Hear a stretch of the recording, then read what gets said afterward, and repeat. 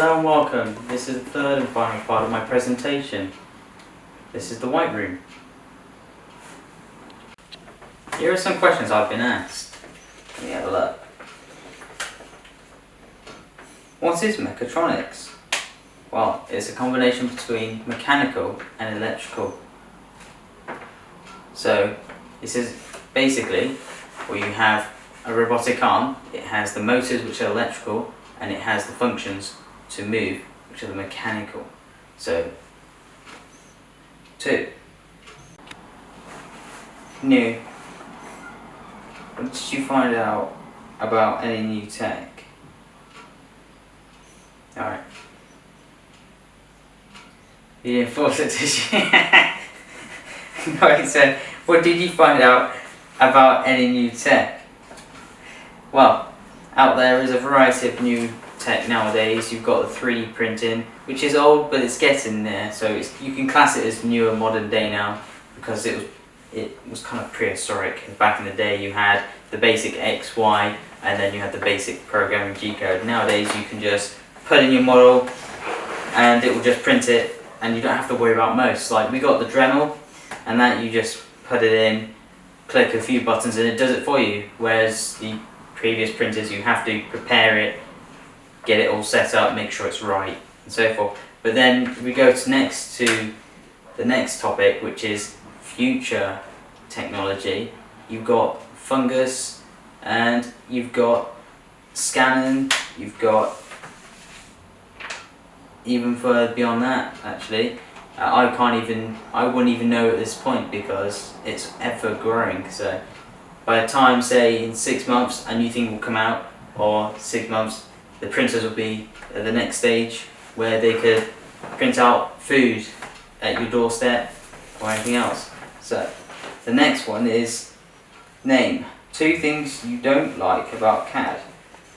There's multiple things I don't like about CAD. So one of them is when you try and convert something into SolidWorks, the lines in the CAD or the AutoCAD, they don't perfectly line up. So when you try and insert your model in a sketch form into SolidWorks, majority of the time I find myself frustrated, because it's trying to mesh itself, and it's trying to mesh invisible lines because they're not joined together, and it's a nightmare trying to get that to simulate and try and fit. But the other thing is just ridiculous on how the function is. So where all the features are, you have to have a knack, and you have to keep practicing yourself. It's not like you can't just pick it up, write it, and done. You have to spend your time learning it, and nowadays efficiency is key. So you want to spend less time trying to figure out what is what, and more time trying to build it and try and construct your part, or try and draw it. So what's the next one? What is your favourite film? My favourite film, I'd say it'd be more towards the recent one that came out, I think last year. It's Ready Player One. It's a great demonstration on what potentially a future could be like, where everyone uses virtual reality and to express themselves in virtual reality. Tell us something about uni that you like.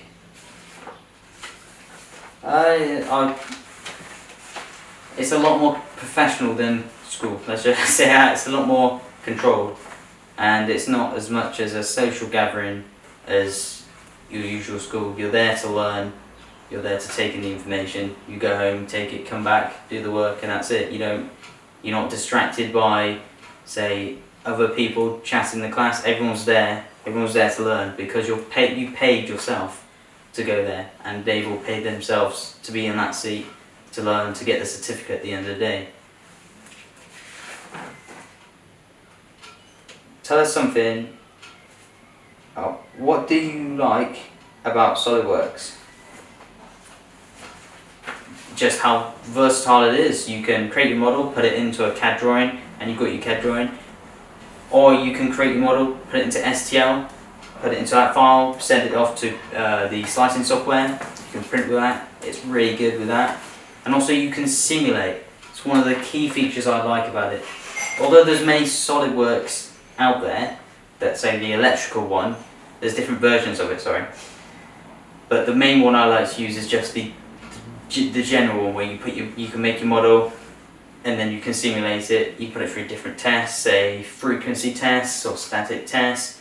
If you want to drop it and see what it does, if it damages it and such. And then from there you've got the data, and it's so much easier to use it than rather than making them apart. You got you want to make, so you can put it into the virtual software, say, which is SolidWorks, and make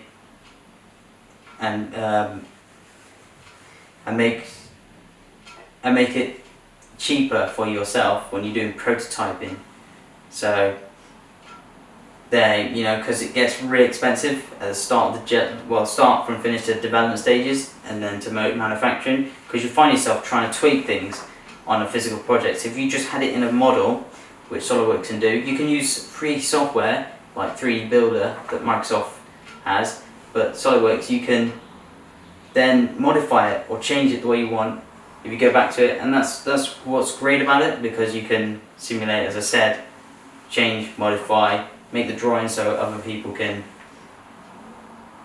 read off, and if you try and send it to a manufacturer and so forth. So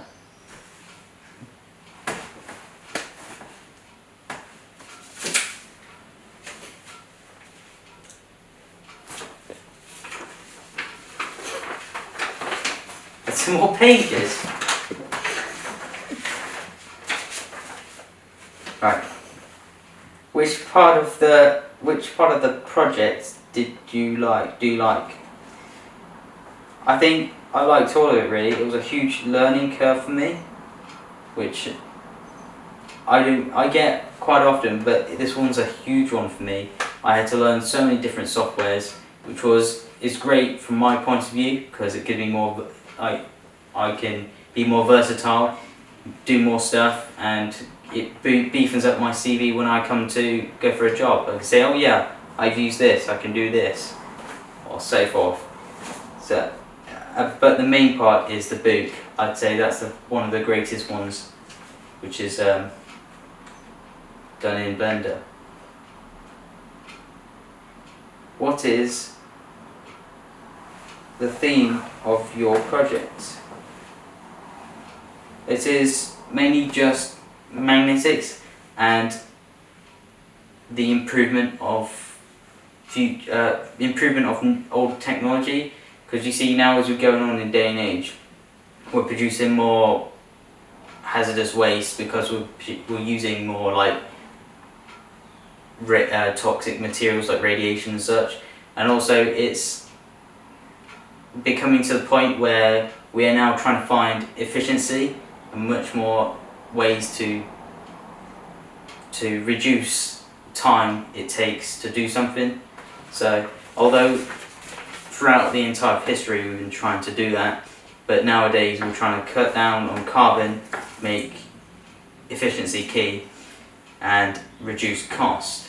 So what this is about, is my project's about, is magnets, levitation, which is to reduce the friction and move objects to another place, one to another, and use automation for robotic arm, and then the mechanical side, which is the conveyors. But it all ties down to transporting and trying to make life easier for the people who are at high risk jobs and such. What does the future hold for me? Have in store for me, basically? I think it's going to be very interesting, because in the future I've got AECOM that's coming out, and also this project which backs me up, and I've also got the underlying knowledge of some of software which I previously mentioned. But it's all giving me an alignment in newer ways I can do stuff. So I can now have an easier way of producing projects, planning it out, understanding it, which will make my life easier doing it in the future now, because this is present. but mainly it's really hard to see what's in the future at this current point, because a lot of things could change. But ideally AECOM, and then you've also got the future of the technology we're using. We could be using fungus packages, or we could be using a newer material at that present time in the future, which by the time we probably have 3D printers and everyone had one. So, but yeah, that's the future is really hard to dictate and see. You can't plan it out. You can only try and get set on a path, really. But yeah, the future.